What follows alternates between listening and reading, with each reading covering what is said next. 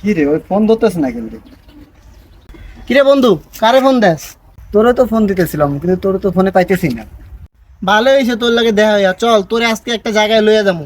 ঠিক আছে, চল।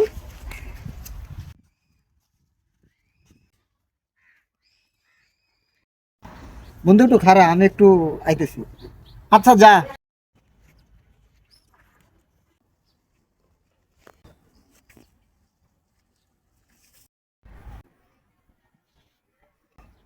সর্বনাশ, দাঁড়ায় দাঁড়ায় প্রস্রাব করতেছে। বন্ধু চল আয়। দাঁড়া, তুই কি করলি এটা? তুই দাঁড়ায় দাঁড়ায় প্রস্রাব করলি? তাতে কি হয়েছে? আরে বেটা কি কস, কি হয়েছে মানে? তুই জানোস হাদিস শরীফে কি আইছে? যে ব্যক্তি দাঁড়ায় দাঁড়ায় প্রস্রাব করে এবং প্রস্রাব করে পানি না নেয়, তার কবরে সবচেয়ে বেশি আযাব হয়। তুই কি করলি বন্ধু?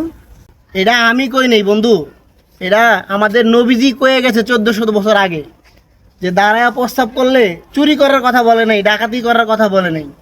এগুলো করলেও আযাব হইব, কিন্তু দাঁড়ায়া প্রস্রাব করে পবিত্র না হইলে কবরে সবচেয়ে বেশি আযাব হইব।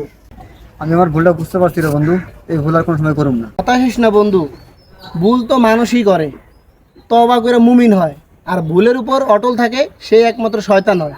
তুই তো তোর ভুলটা বুঝতে পারছস, সমস্যা নাই, চল।